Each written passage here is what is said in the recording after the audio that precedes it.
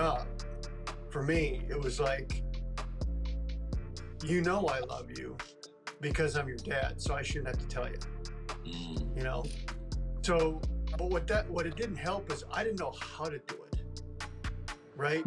Like my mom loved me, but mom's love is going to be different. I needed a man to show me how to love, not just his wife, right?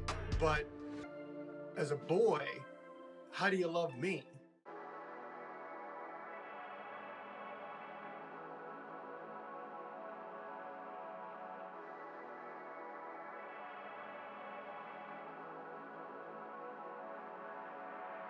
What up? What's going on, everybody? Welcome to another edition from a Father's Heart podcast. Cole. So, yes. What's good, what's up, man? Man, what's good, baby? Listen, I'm just gonna kick us off, man. You know, your boy received a special superhero award, man. You see this? From the Fatherhood Network. And these are brothers from all over, man, nominating. You know, I was nominated to receive this award, man, for, of course, some of the amazing work that we do supporting fathers here. And, man, they gave me a superhero award, and it's an action figure, man. So I had, take some pictures. I didn't know why they wanted me to take pictures. So I'm taking photos, and then all of a sudden I get this. You know what I'm saying? Let me see if I can get him in the camera. Boy, look at that boy. Yeah. That thing's freaking awesome. Hey, that's super dope, man. It is. So shout out to the Fatherhood Network, man. Shout out to those brothers, man, from all over who, continue to do the work on the East Coast as it relates to supporting Black and brown fathers. So, man, listen, man, hold up, man. No. Pick him up. Pick him up, yo. I want him to take off. Can he fly? Yes. This is the thing. This is the thing. I would like to see you wear that outfit, bro. You have to wear that outfit on our next podcast. That's the thing. Oh, people are already putting that in the comment section. Word? They want to see you. He's going, where's my super suit? Yeah. Listen, look, I'm about to do that, man. Yeah, I love it. I'm gonna see if I can find me a suit. I don't know if I'm gonna look like him, but we're gonna come close to it. I love it, man. I love it. So listen, man, let's tap in, man. Listen, we have a great topic tonight, man. And Cole, we have some amazing guests with us tonight. Many people already know Scott. You know what I mean? So he doesn't even need an introduction. He's been with us several times, done lives with me several times, man, and always dropping jewels. Always, I'm just telling you, I'm not going after him tonight. So when he dropped his little jewels, I'm telling you, you guys go after him, and then No. So action figures go first. That's how it is. You're right, Scott. You're right. Either that or he comes at the end to save the day. Man, that's it right there. Hey, Dee from the crib, man. She said, "Yo, that's a beautiful gift, man." So she giving you much love. Man, thank you. Absolutely. So yeah, man, we want to introduce Scott again to the people, and then we want to introduce my brother Jody Sedrick. He does amazing work, and actually, man, he works alongside of me, helping me with Involved Dad. And the crazy thing about it, he doesn't even live here, and he does a lot of stuff remotely, connecting with the fathers and, things of that nature, man, helping us streamline this system. So yeah, Jody, so welcome to our podcast, man, the Father's Heart podcast. I'm super excited to be here. Super excited. Good, man. And so the beautiful thing about it, man, y'all see diversity here, right? And and the thing about it is that we already know this wasn't on purpose. Like, hey, let's go get two white guys, right? And y'all already know me, so y'all already know that I don't get down that way. Like, I just bring people that's in my space that's super dope. I just want to bring some people to you that has great value, right, Cole? That's just what we are we about, do. man. Yeah. So let's tap in, man. This is Father's Day week. Man. This is I gotta ask a question. Can I start off with a legit or not legit, Cole? I'm gonna ask you, Cole, because I'm not listen. I'm not gonna set Scott up or Jody up with this question. Let's do it. This is specifically to you, Cole. Is it legit or not legit for Juneteenth to be on Father's Day? I knew you were gonna ask me that question. No, it's not legit. It is absolutely not legit. It goes back. We would never have two special holidays on Mother's Day. No, they would have listened. I don't care if we were emancipated. You know what I mean? Whatever. If Martin Luther King himself, that was his birthday, they would move his birthday for Mother's Day. Yes, that's like, yeah. You would never move Christmas. You would never add an extra holiday for Christmas. Christmas is Christmas. There is no changing. There's no adding that. But for fathers, you can just shift it up. Yo, they like, you know what? You gonna get the second week this year. You gonna get. Matter of fact, we gonna have Father's Day in July this year. Yo, they do us bold, man. They do us bold, man. It's real bad. They do us bold, man. It's bad, man. I don't even know what to say. I want to know who does this, bro. They just like, you know what? Father's Day is in August this year. Like, that is not cool. Oh. It was crazy, Shon. I haven't heard anybody talk about it until today. I'm like, so that's what we doing? Like, should I feel some type of way? And then I'm going to look selfish if I'm complaining because they like, yo, it's bigger than Father's Day.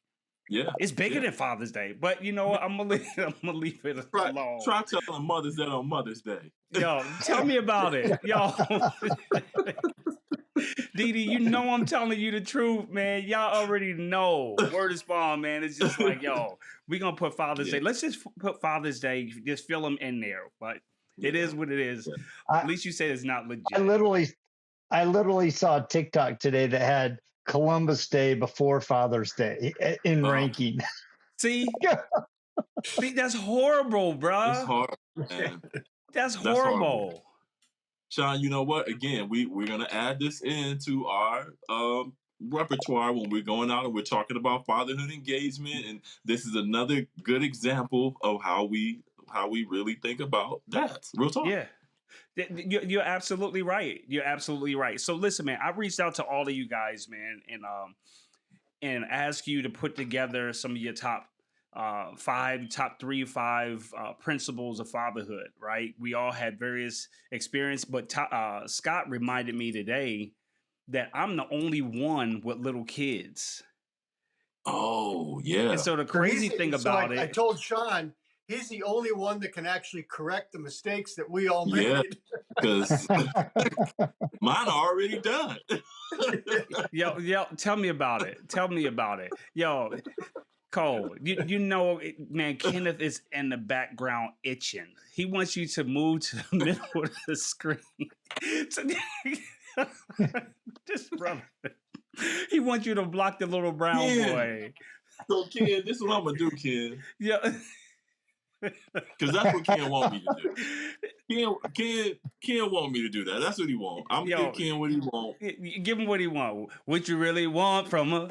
Man, Ken, you happy, bro? Look. What you really want from her? Oh my God, man. Yo, so listen.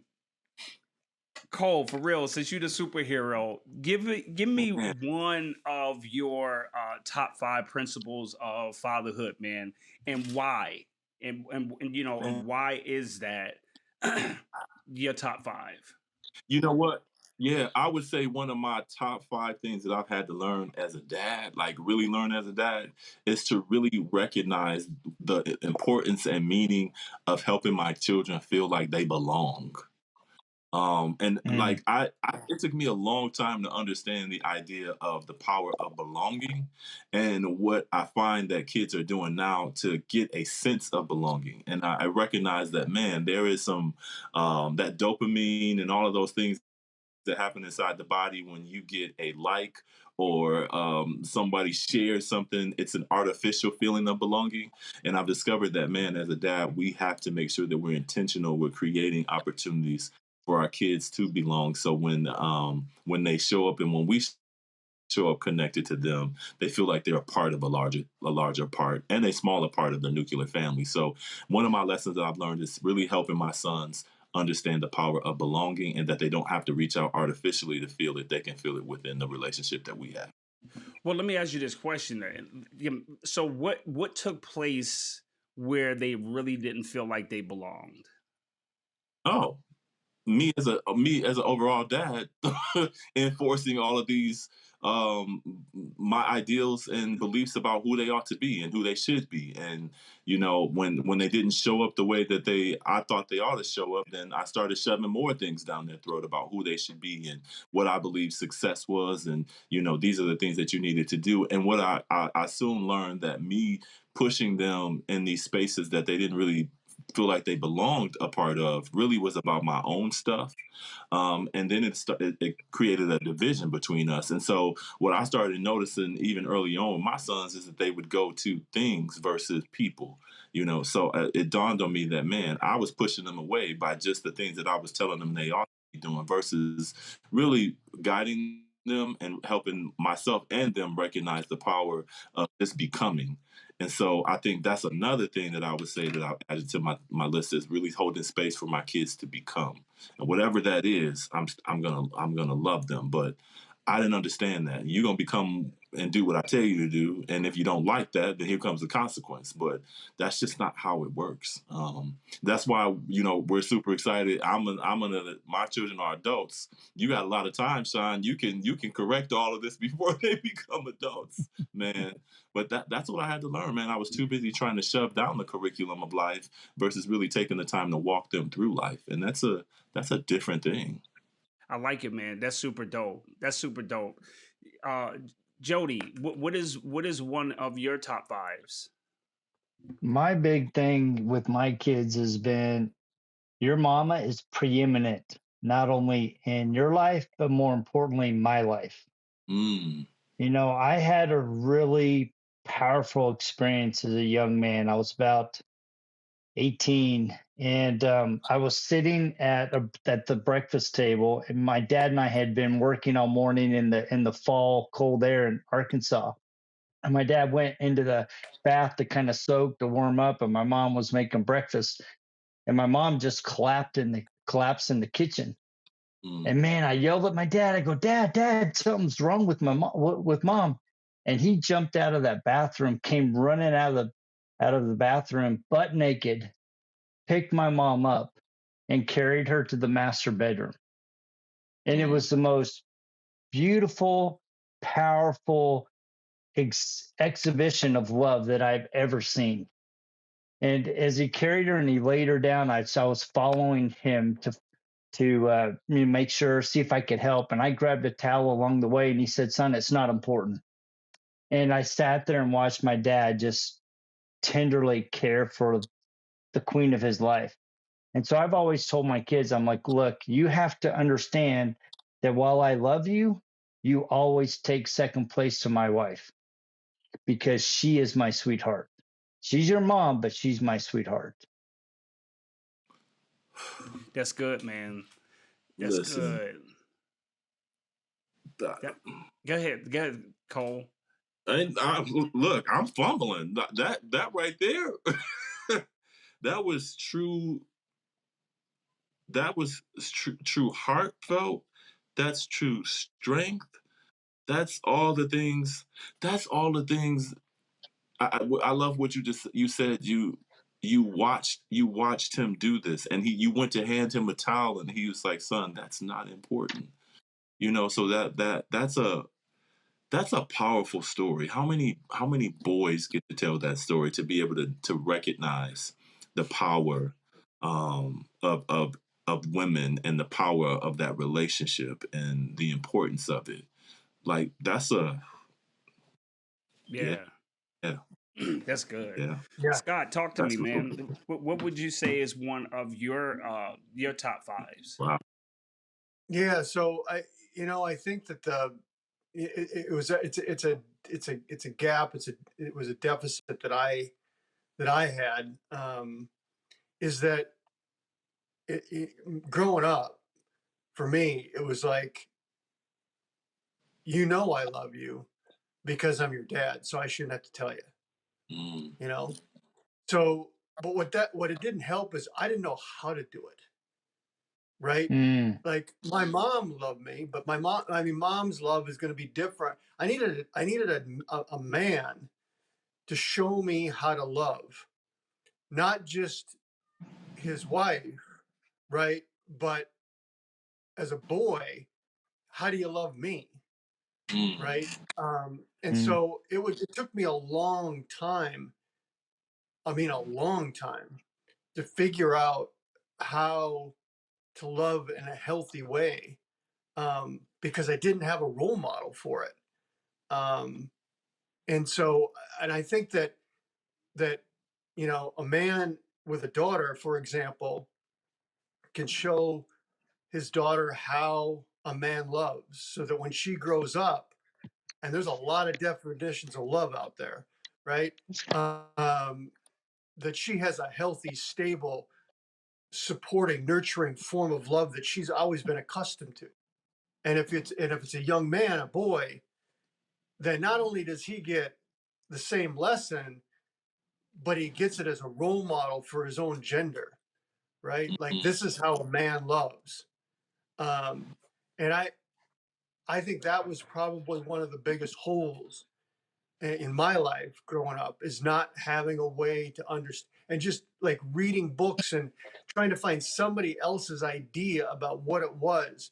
I could feel something, but I didn't know how to do it. And I didn't feel good enough about myself to actually give it the way that it should be.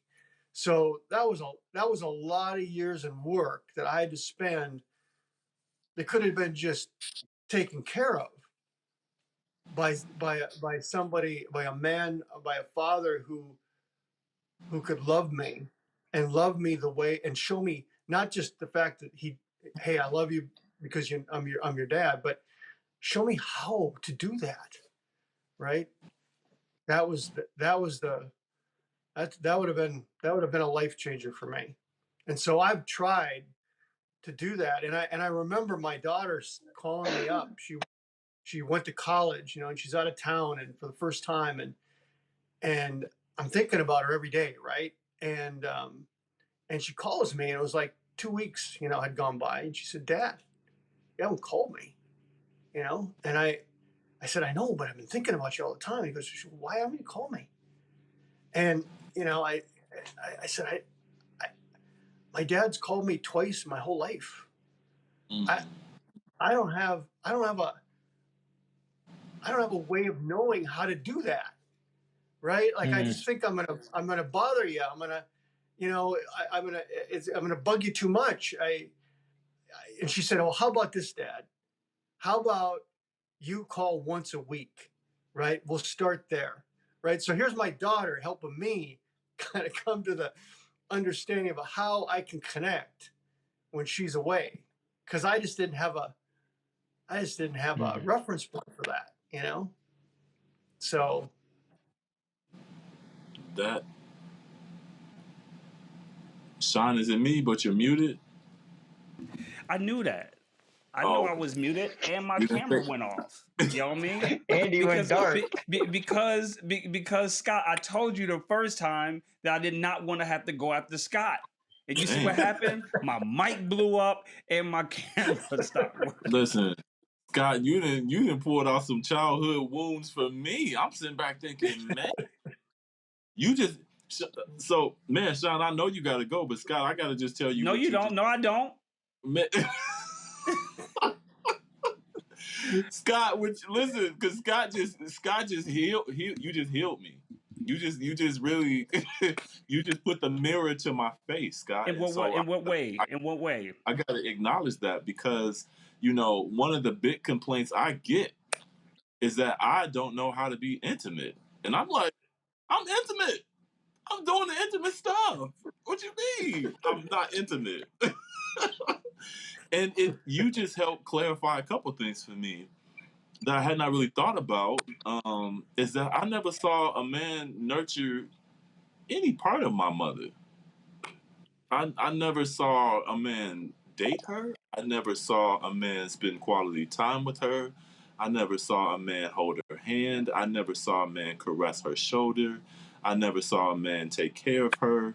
I never saw a man, and I'm really thinking about this, that in my whole journey of childhood, I never saw a man taking care of my mother. I saw men that I loved hurt her, my grandfather, my uncle, and I stepped up to the plate of being like the protector at 7 years old. But I didn't have the skill set to do that. And so looking back on it, and I still have elements as a 43-year-old man now doing those same things. But you just help answer some questions for me around intimacy and why I definitely struggle with it because I've never seen it. That's good. Yeah, that's right. I don't know. I'm getting some feedback. Let's do this. If we're not talking, let's mute.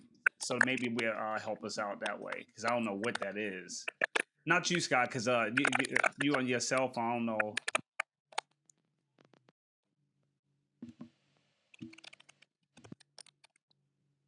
I don't know what that was. That was crazy. I don't know what that was. I think it's that action figure. I think it's giving off some vibes that are just coming right across the airwaves. I think that's what it was too. It does sound like somebody was typing, right? But the thing about, man, what you guys are saying is just so I don't know what it is, but we gonna keep tapping in. I mean, we not gonna stop. I don't know what it is. What up, Ed? Good to see you on here, good brother. Scott, what you just said, man, is really made me, man. What is that? It's like a fog.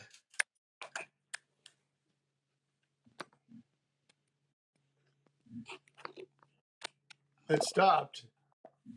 There we go. All right, there we go. It stopped. All right, so listen. Maybe I don't know. Maybe it's me, huh? But I'm gonna change my mic because I'm not gonna let this stop me. Right? I'll change my mic and see this. Can you hear me?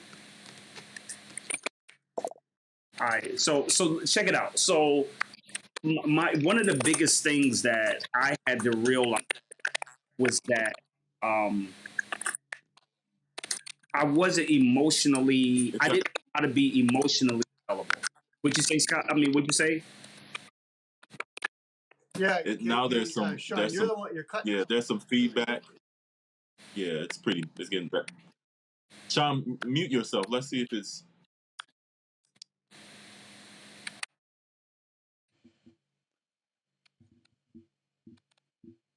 I switched my mic. No, let me cut my phone off. But listen, I'm sorry, man. People, please don't be mad at us. You know what I mean? Hey, we men, right? Easily distracted. We like, bro, you know what I mean? Somebody is straight up typing, man. Jody, are you muted? Sorry, guys. So my thing is, I didn't know how to be emotionally available. You know what I mean? Yeah, somebody. We tapping in. I know. That's exactly. They that's like, exactly what it is. We gonna tap you out. See? Hey, Cole, isn't this supposed to be your problem? Uh-oh. You know what? I just muted Cole. Oh, no. Unmute, Cole. It ain't you. No, I got an iPhone, baby. Oh yes, hey, you know what? I'm not trying to get too distracted, but yo, yes, Cole has an iPhone, and listen, I don't know what got into Cole of getting an iPhone. But listen, this is gonna be the best Father's Day ever because Cole finally got an iPhone. Like, listen, I was texting him, and next thing you know, that green bubble turned into a blue bubble, and I'm like, oh my God, there is a Lord, and so you was delivered from the green bubble. Can the church say Amen? You know, prayer is what we need. Prayer, Hey, prayer the is sound went away. yeah, prayer is what we need. Prayer is what we need, and prayer work. So listen, I my thing was, man, I didn't know how to be emotionally available for um for my kids, right? I didn't know how, because when I had my children, guys, I was still dealing with my own trauma surrounding my father, and so I didn't know how to really be emotionally available, that was really nurturing. Like, I was present, engaging the whole nine, but it wasn't with a purpose. It wasn't with a purpose. So my thing is, one of my pillars in fathering is that I'm like, yo, you have to be emotionally available and be willing, right, to grow in stages, right? Be willing to grow in stages as this as a father, be willing to grow in stages, and it's not going to happen overnight, right? So that was my biggest thing, man, is that I had to learn how to become emotionally available. And this was the crazy thing, man, is that I didn't know how to be really emotionally available for my wife, Mm. because what I saw was, when I never really saw my parents intimate or affectionate, except for when it was leading to something. And as a young boy, I mean, I can tell because he, what one, I was asking, did she want to have a drink or whatever the case? You know what I mean? So I knew what that was kind of leading to. So when I started dating, was with my wife, that was my thing, is like, yo, the only time we'd be intimate or I'm gonna be affectionate when it was leading to something. And so I carried that into my marriage. And so I had to learn how to be emotionally available for my children the way that they need me to be emotional available, emotionally available to them. And so that was one of my biggest things that I had to really, really confront, as a young father. As a young father, that was big to me, man.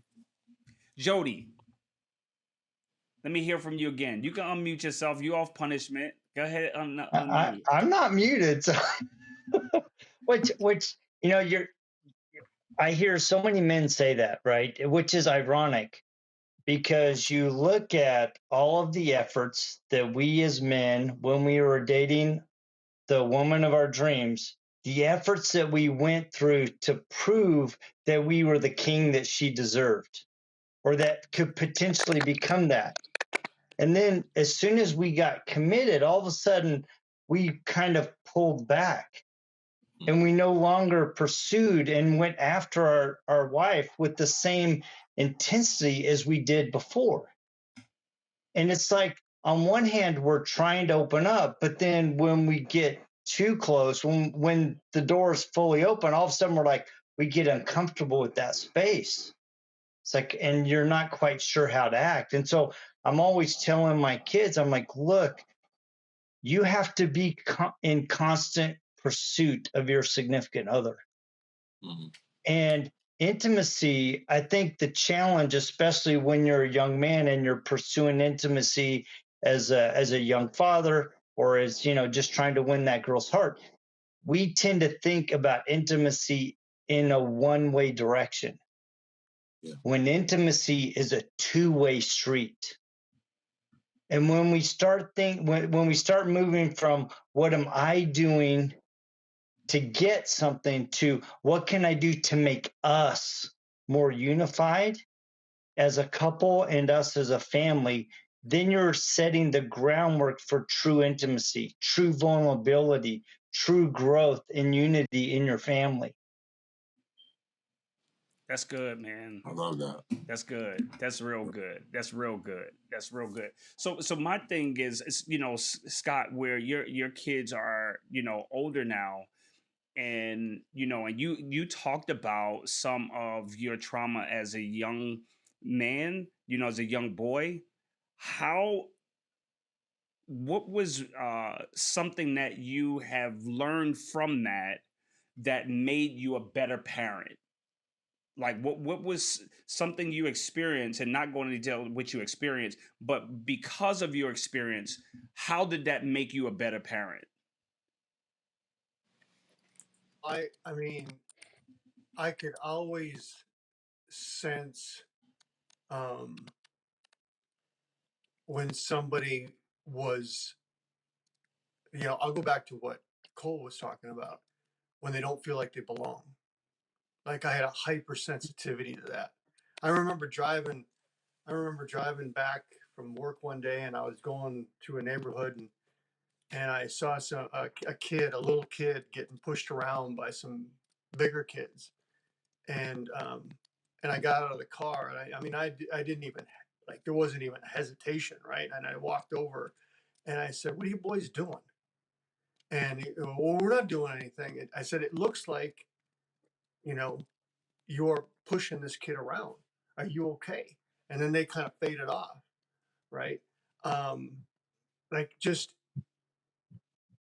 growing up and having some of those experiences that I did, and you always feel like it's only happening to you, and you always feel like you're all alone, um, um, and and you don't have a way of grounding it when you're a kid. Like Cole said, you know, I don't have the skills to figure this out. I don't have the network to go to get information. So you're really isolated, you know.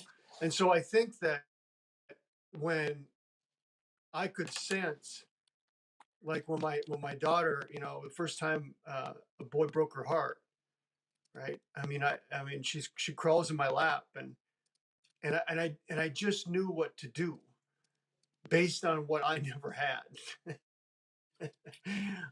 Is somebody to just hold you and listen and believe in you, right? So a real sensitivity um, to hurt, to feeling like I don't belong, um, and yeah, and just I don't know. I can't tell you how I knew to be there. Um, all I can tell you is that I knew I had to be, right, and there wasn't an option there. Man, Scott, that's, you know, that's powerful. And you know, Cole, please, you know, tap in, you know, off of what he just said.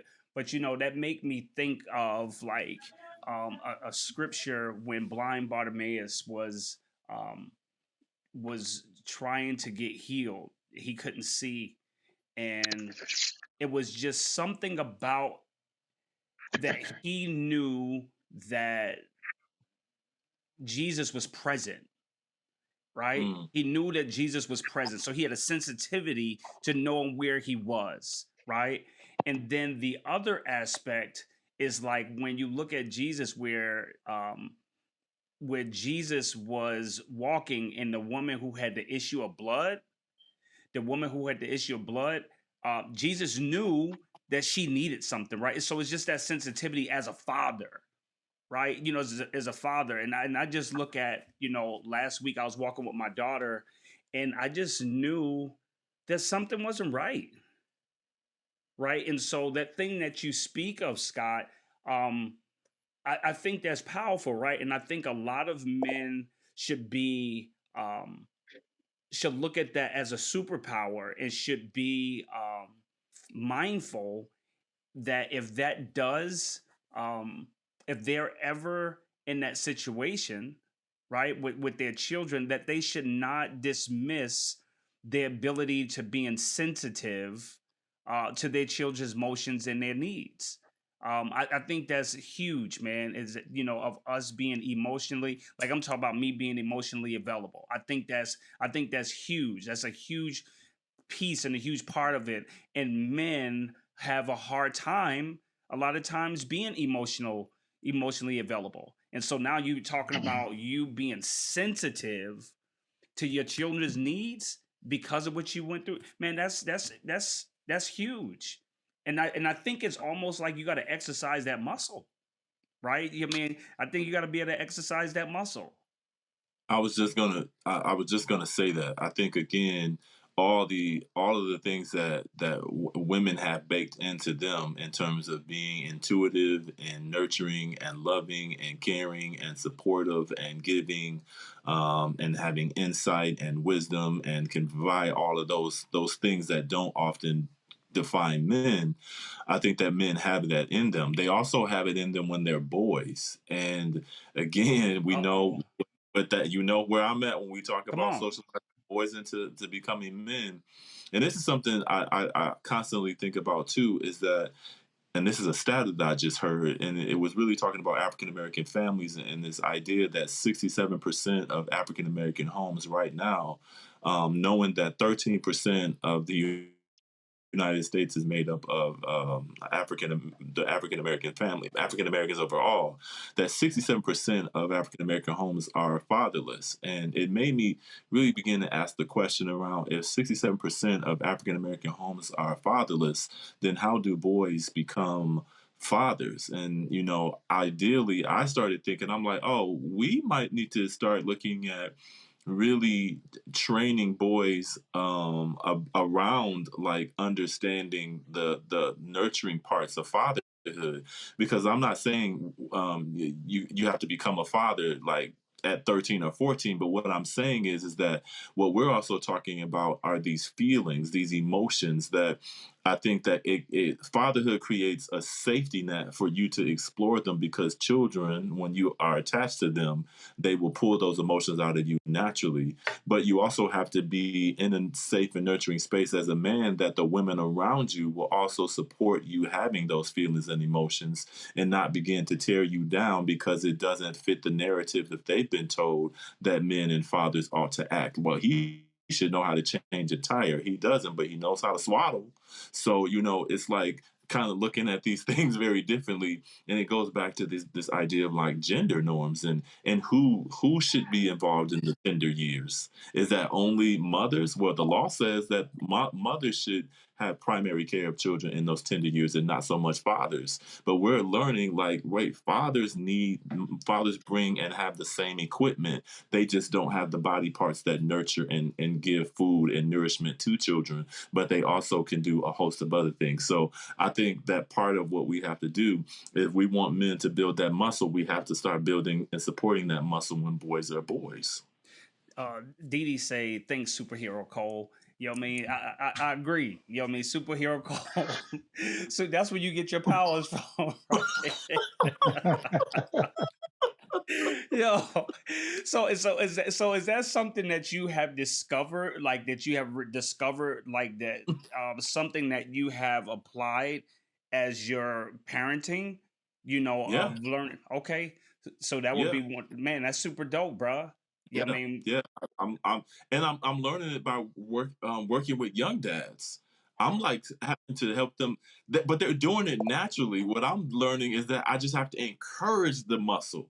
He's like, I cried when I saw my son the first time he laid his head on my shoulders, Mr. Cole. I didn't know what to do, so I got emotional. And I'm like, yo, that's a good thing. That's yep, yep, you're yep. bonded, you're connected. So I think we have to encourage that muscle development like we do Yep. everything else. So Jody, you are a father with with various children. Um, you have the most out of all of us. And Oh, Jody, how many kids you got? I have six. Jody have a tribe. We have the Sedrick clan. Yes, Yeah. he is a tribe. Yeah, we Judy and I had four, and then we adopted two, Oh, my man. and they're all ours. My man. Come on. So this is the thing. How, with that being said, Jody, how do you speak to a father out there who meets a woman and the child is not his, right? So how can he love that child? How can he love a child that's not his? How can he nurture? How can he assist with a child that did not come from his loins? I'm I gonna leave love that the to word you. loin. Loins. That's a really good question, and it's Woo. actually a question that I've been having discussions with somebody very close to me lately. It can be a real challenge, right? It's like I told my kids, No. we've been very, and No. You're not gonna go past that. I need you to say that again. Because this what is did the I thing. say? Something that was real simple. You said it's a real what? You said it's real easy, right? Real easy? That's It's what a you said, right? challenge. What did you That's say? that's a It's a challenge. challenge. Okay, that's what I want you to repeat. Because The, this is the yeah, it, thing, is because a lot of times, especially on podcasts and all that stuff, we want to tell people how to do this stuff. And sometimes we make it seem like it's super, super easy, right? So yeah. I appreciate you being transparent. So please keep going. Well, and here's the thing, right? It's especially like bringing adopted kids into our home, and I've told them, I'm like, look, God just brought you into our family in a different way, the non-traditional way, and so you are mine, and I feel like you're mine. The challenge that we had, and the challenge that I think, especially when you're bringing blended families together, is you're trying to figure out how you belong, how you fit, what is each other's roles, where do you place in the family structure, and am I being overlooked? And I look at our, as we blended our family, we had to figure all that out. I had two kids that were coming from a place of very serious trauma, right? And that trauma came into our home, which rippled across all of our kids. And so there were expectations of when children came into our home, what this new family was going to be like. And it wasn't anything like that. It took us years, I mean, literally years of leaning into each other, of praying, of crying, of laughing, of working together, of, one of the things that I've often said is that fatherhood has exposed the best of me, but it also has exposed the worst of me. Mm. And having to look at my impatience and my quickness to anger and my quickness to respond instead of listening and trying to be empathetic and understanding has been a challenge.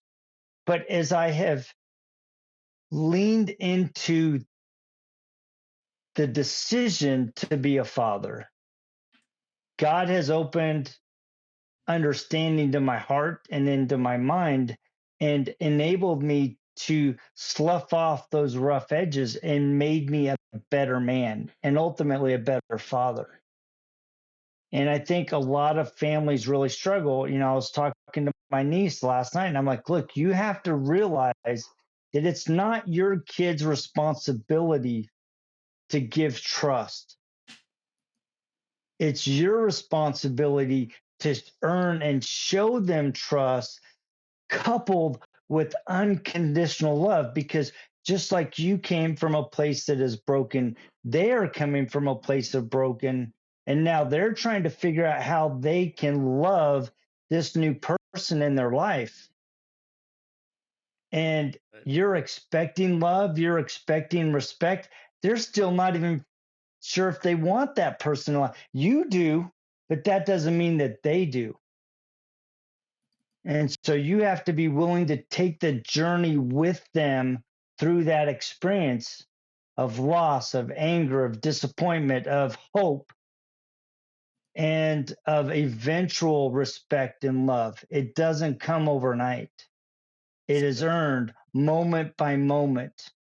day by day. That's good. That's good. That's good. That's good.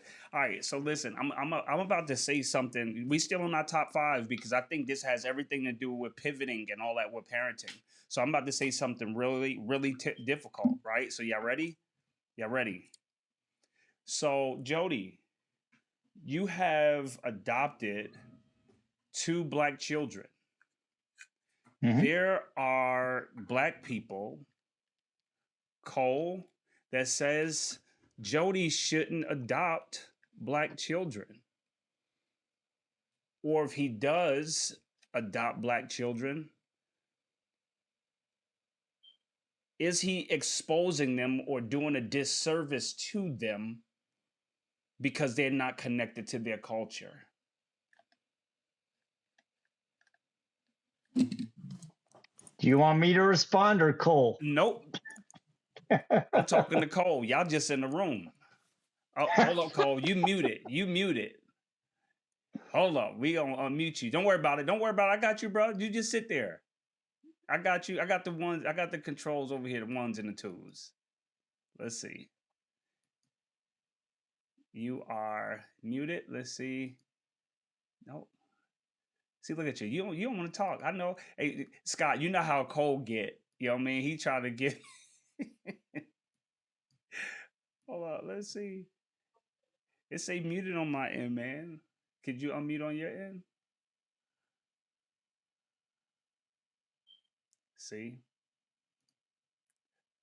He's. I'm telling you, man. No, you're not. Guest has muted themselves. They say you muted yourself. All right, unmute. So y'all know. All right, let me see. Guest has. All right, let's see. Let's see.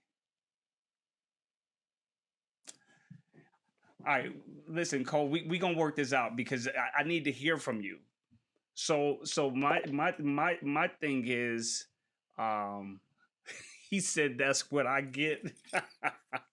But Didi, listen. I mean, Didi, but you know that's the real, right? Like this is the world that we live in, right? This is the. Oh, he left. He left. He trying to come back, but this is the world that we live in, right? Where individuals will make comments like that, right? And I too. Oh, here you go. Let's see if he. How's he looking? Cole, All right. oh, boom. I'm back.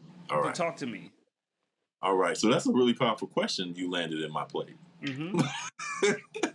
Because, really what it centers around, and I'm going to go back to this. Can y'all hear me okay? Very good. Yeah.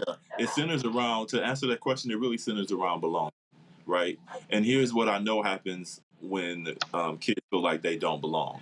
So for kids that are in foster care and adoption, oftentimes there are a couple of things that are stripped from them that make them feel like they don't belong, right? One is community. So when they're taken away from a community that they've been involved in, they don't feel a sense of belonging. When they are taken away from family, they don't feel like a sense of belonging. And school can also have that impact, especially for children who are involved in foster care and they constantly are moving around a lot. Now, what can happen is that if they get into a home, and this is the key word, when they arrive into a home where they can answer the question, when they ask the question, "Am I safe?" and then that answer can be provided with I do feel safe, then that allows opportunity for creation of belonging, right? And again, I grew up in a predominantly the second part of my life, I was in a predominantly white home, predominantly white neighborhood, and went to a predominantly all-white school. And I tried to assimilate into the white culture by doing a bunch of crazy stuff. But part of that was that I didn't feel like I had a sense of belonging, and nor did the family that I lived with created that for me. And so I think that if white families make the decision to be loving and supportive of Black and brown children, they have to make sure that they're providing a true family community and make sure that school is all wrapped into that, and then helping them feel safe in the environments that they are involved in. And I always say to families that say, hey, white people shouldn't be doing this, I say to them, then who should? Because at the end of the day, what we all need to be thinking about is how do we take care of the children? And if we are asking the question, how are the children, and the children are not well, then we all have a responsibility to make sure children feel safe and they're welcome and they're well. So I think when we do that, that's really the nature of this game, right? Is making sure that we do that, but making sure also that white families who do transracial foster care and adoption do all of the necessary things that they need to do to make sure that the culture of the child is a part of that whole interwoven family dynamic, and that requires building a network of people that love kids. Kids don't often look at race as much as they look at community and people who love them. And I think there can never be enough people that love you no matter what they look like. That's good. So Yeah. before you go, Jody, I want to ask Scott. Scott, look at Scott is getting up. Scott, Scott, where you going? Where you going, Scott? Oh, he cutting his light on. Okay. What you got, Scott? Oh, let's see. Hold up. There you go. You good, Scott. You good, Scott. I think it's Scott. Scott is the one with the. That's Scott with the. That's his mic. That is Scott. That is Scott. Scott is the one. That's Scott. Scott is the one with the. Is Jody frozen? Boy, y'all do something to me tonight. I'm the only one. Is Jody froze? I'm looking good. Jody froze. Jody froze. Yep. Listen, listen. I needed to ask that question, right? Because this is a serious thing that that people discuss and people talk about, right? And so I appreciate your response, to that, and I can't wait to they come back. I think they're back now. Is Scott back? There you go, Scott. Yeah, you can hear Scott. You back. No, it sounds as bad now as it did when I left. Yo, so it can't be me. Can't go have a fit. How many fathers does it take to pull off a podcast? Boy, oh boy. Scott, your Scott, audio. You gotta mute, man. Scott, you need to get an iPhone. No, he has an iPhone. He has an iPhone. You got to upgrade, Scott. Listen, I don't. I'm about to turn into an iPhone user. I'm about to start talking real crap to everybody. Hey, Scott, see if you have some headphones. See if you have some. Do you have some headphones you can plug into your cell phone? Boy, y'all something. Look at Ken. Ken is trying to do some tech, so he's like, "Yo, we need to do a rehearsal." Yeah, we need to do rehearsal. But listen, listen, man. But that's one of the biggest things, man. Honestly, because I remember when I was working at the prison, and a young lady, had adopted a young boy, and when she was raising him, she asked a lot of questions, but I can see where she was, like you said, that she was raising him like separate from his culture, right? Like where he couldn't identify with his culture. And so I appreciate you saying how what you learned from yours, Cole. What you learned from yours and how you did it. Let's see if Scott can talk now. I know he. Let's see, Scott. Can you talk? Nope. These brothers, man. We gotta get them. We gotta hook them up. We gotta get them. We gotta get them right. We gotta get them right next time. I mean, but that's. So this was something I recently learned too. when we talk about Black and white families in terms of the discussion around race. And this was from an African American research study where it talks about, it says when Black people talk about race, they talk about they have a certain an attention to race, right? But when white families talk about race, they talk about race neutral, where it's not they don't necessarily have it talks about not necessarily always having that conversation, but sort of seeing it as we're all the same. And so it's a very neutral conversation versus a conversation that really explores, like, us really unpacking what it means to be a person of color, what you are going to experience as a person of color, and just even talking to, one of the things that when I was in my home, I asked, the question I had asked is, do you ever see yourself like as a white person? And to hear And this was my, what you was in my asking home, Come on, let yourself. me in. yeah. Give us And so it just really, I think that when we talk about race and transracial foster care and adoption, those are very difficult conversations to have. And you have to make sure that you have the kind of supportive team on your team as a family to help you have those kind of conversations. But they can be challenging. So I'm really interested in hearing kind of, because that's a deep. People are people have some real deep challenges with Absolutely. transracial foster care and adoption. Absolutely. Scott, yeah, can you share? Can you hear me? Yep, we can hear you loud and clear, and you Yes. sound good. That's what I'm talking about. And you sound amazing. You sound Come on, amazing. Scott. See, you know what it is? It was an iPhone 8. Is that what it was? I got an iPhone, but it's an iPhone 8. See, Cole. See, Cole, you probably got a 13, don't you? Yeah, I got the 13 Pro. I didn't want to hear nothing from nobody. See,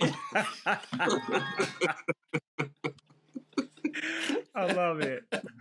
So yeah, Scott, far as my question and then what Cole responds, because we're talking about what we've learned and how we grew as fathers, our top fives, because the way we look at fatherhood today is totally different than how we looked at it years ago, right? I mean, it's totally different. So from my statement, and I like how I like to challenge. What can you add to this? Sorry, I was. Yeah, like my statement to Cole was like, listen, well, it was said it to Jody, where Jody, I know Jody to have adopted two African American children, who he has raised to be amazing young people. And I know how Jody get down, but at the same time, I do know as a Black man and as a man of color is that people have had an issue with white people adopting or fostering Black children, right?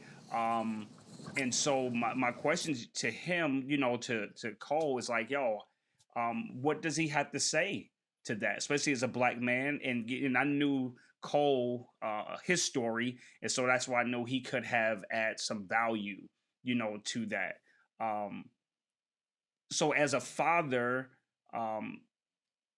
does that matter? Do you have to take, far as what you've known, should you have to take into consideration the individual's race? So just curious to see your thoughts on this, Scott.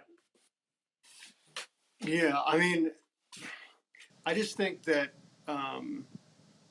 and I'm not speaking from experience. My daughter is not my biological daughter. So I've known her since she was an infant. Nobody who really knows me, unless they really know that she is not my biological. I mean, when they find out, they're like, "How would I have ever known?" Because like there's no difference, right? And how you and there hasn't been a difference in how I think about her but I think that I think like in if you're in northern Minnesota, like in Duluth, where I live, white people make up 96% of the population, right? And so, so kids growing up and coming through school, there's not a lot of diversity as it is, and so I can just imagine, right, how isolating it could feel when you're a child who is being raised in a white family, and there's like all your, most of your classmates are white, and all your teachers are white, and everywhere you go to church and everybody's white. I mean, I can see where that could be really challenging, right? Depending on where you are, and drawing connections with you with that child's community.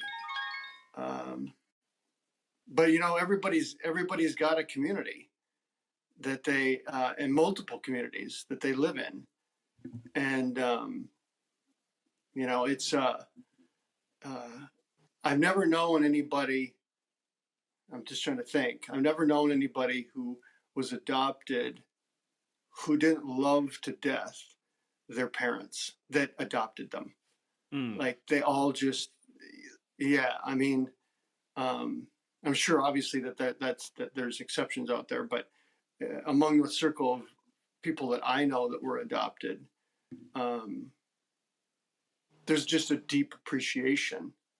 And I know that my daughter, when she turned 18,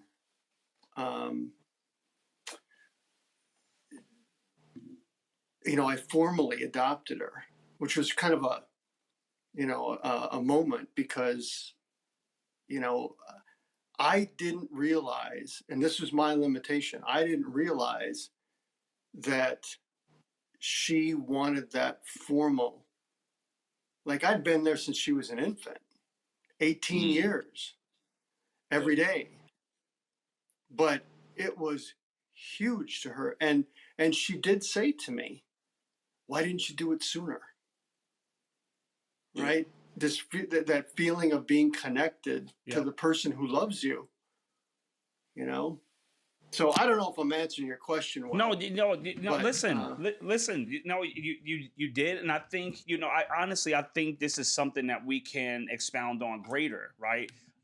What we do, I would like to have Jody back on and really tap into that, right? Because we live, when we talk about our top fives and things we've learned, because how we used to think and how we used to parent is totally different than today, right? Through experiences, all of that type of stuff. And so this is something that is front and center, right? You see Angelina Jolie years ago, all of these people but people have something to say, but we don't have real conversations about it.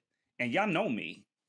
I like to get it in, right? Because we can't grow as individuals, we can't grow as fathers, as humans, without having those tough conversations.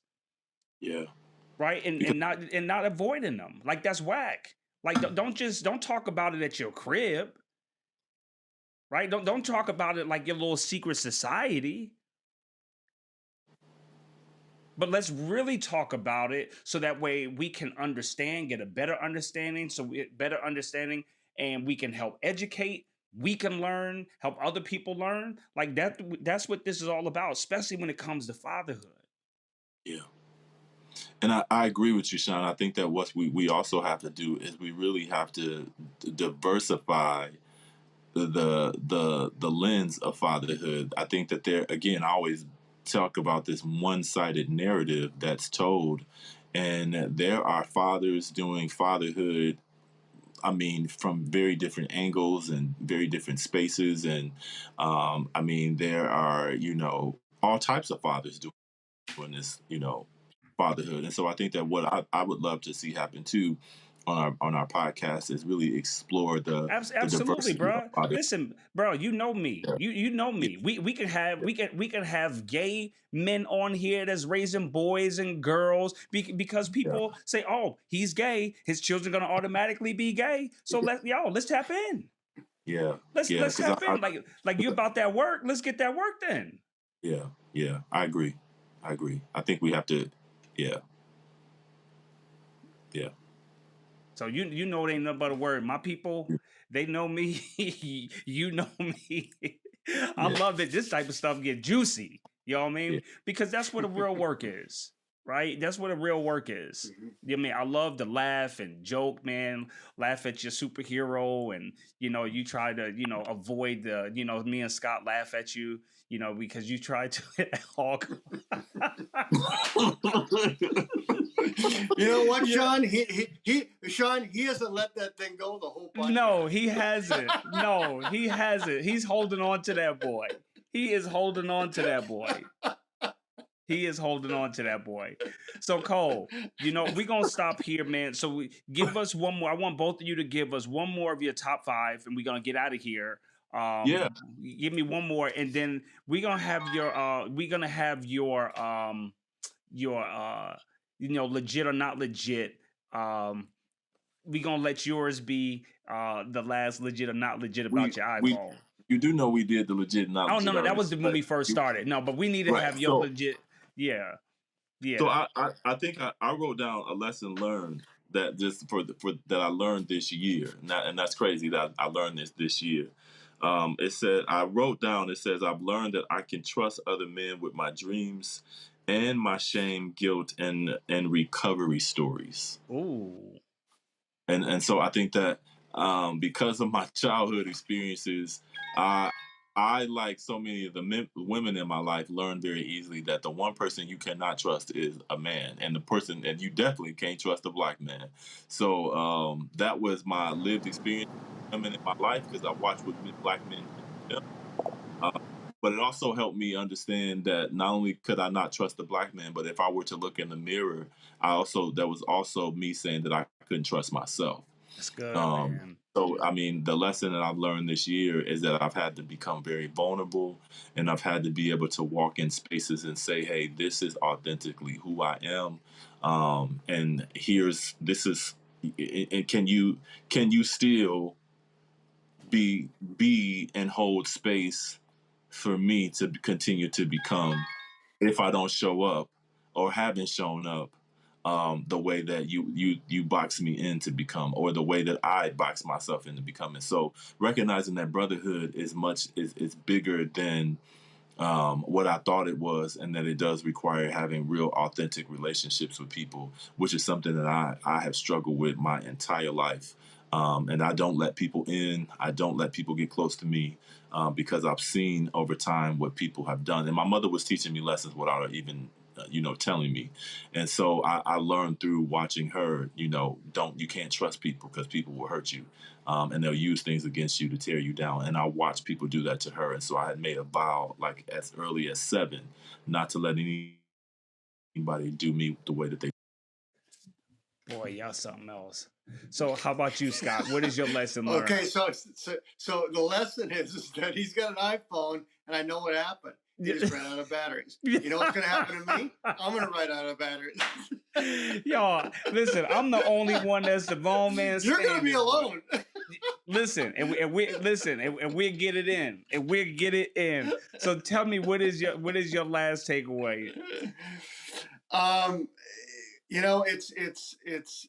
It's helping your kids be critical of the culture that they're absorbing.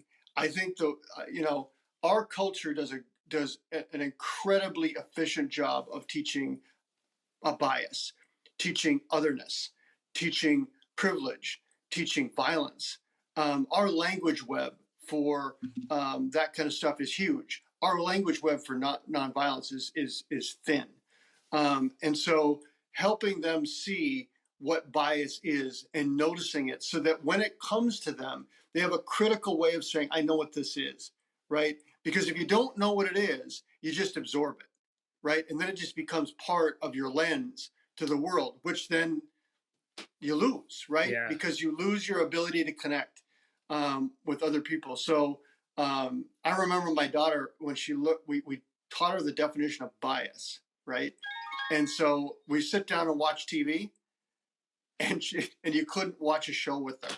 She'd sit there and go, bias, bias, Really? bias, bias, and then it dawned on me the amount of gender bias, racial bias, homophobia, like all kinds of stuff on a regular sitcom that's for family, right?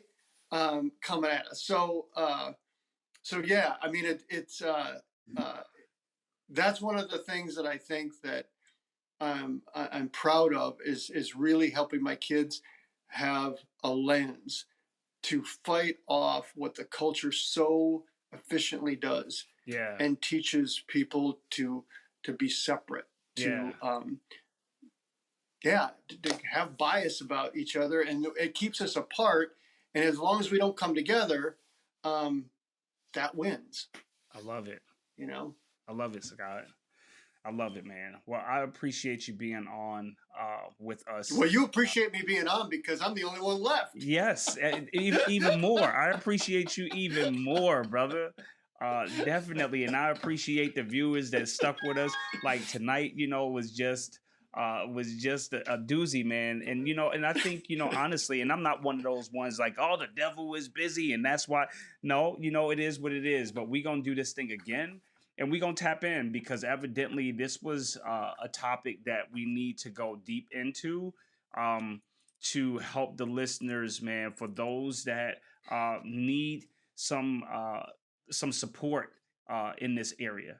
And so in closing, one of my biggest lessons learned as a father was to learn how to walk with my children. Right, that was the biggest thing for me, is to learn how to walk with them, because you grow up in a society where it's all about aha and trying to get you, and especially as a parent, you try to teach them, and say, hey, don't walk down there, and then as soon as they walk down there, you like, see, I told you, right? And that was one of the things that I've learned to grow into, is to not do that, because the moment I do that, then now they don't want to share with me. And so, especially when my children begin to express and share extremely, extremely vulnerable and sensitive things, I become even more of a servant. I become even more of a servant at that point, because that's who they need me to be. I'm always asking, who does my child, and not only my child, Scott, I'm asking, who does that person across from me need me to be at this moment?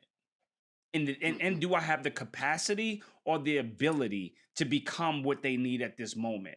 And so that's one of the things that I've done for my children.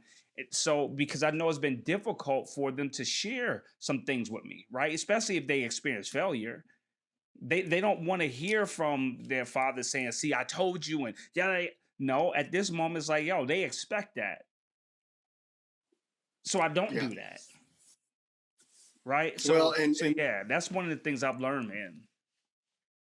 Yeah. And I think that fathers get this notion, this identity that we have to have the answers. Yes. And that, right. So if somebody comes with a problem, boom, I've got to have an answer. If I don't have an answer, then I'm not the father. I'm not doing my job. Yep. But what you're saying is, how do I move with my kids? Yes. Right. Yes. And that's a whole different space. And in that space, you learn something. Yes. From your kids, right? Yes.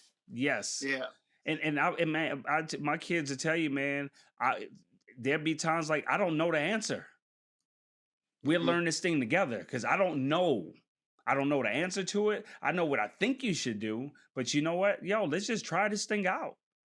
We'll see. Right. We'll see what happens. So yeah, man. So Scott, again, thank you. You know, all the listeners out there, man, please, you know, like and subscribe. We will always be here, and we'll get better at this thing. Like I'll be honest, man, we just want to give, you know, honestly, I'm not really big, and I keep it 100, man. I'm not really big into all the podcast stuff and all that. You know, I mean, it's something that, you know, that God told us to do, and we'll get better at it. You know what I mean? But I just do it because I just want to be a blessing to people, right? I'm like, I don't need one more thing on my plate. I'm not doing this podcast for, you know, to become this. If that's what God want me to do, I'll do it. But I'm just like, yo, so I just show up and let's just give value. Let's just help people. So when the screen mess up and all that, I don't care. You know what I mean? I'm just having a conversation. You know what I mean? Because this is how I do in my real life, man. So I don't be tripping. Right? I don't trip at all. So when they go in and out and all, like I don't care less. You know, other people may get irritated by it, but you know, it is what it is, Scott. Hey, check it out. We'll be here next week. Could you tell Cole that the iPhone 8 lasted longer than the iPhone 13? Ooh, that is good. That is good. Although the iPhone 8 caused a lot of static, which I had no idea that was me. Yeah. But... it did cause static, but it lasts longer. It did. And he's still trying to power that boy up, man. He is. He's still trying to power it up. You gotta hook 2 car batteries to that thing to get it going. Hey, Jody, we're gonna have you back. I see you now are a listener, Jody. We'll have you back, man. Yeah, your system just went kapooey on you, but it's all good, brother, man. We love you. We'll have you back. No, we'll definitely have you back, man. Love you, Scott. I appreciate you, man. We'll make this happen again. Same time every week, man. Thursdays at 8:00. Yo, make it a great week, and happy Father's Day to you and all the fathers out there. Yes, happy Father's Day.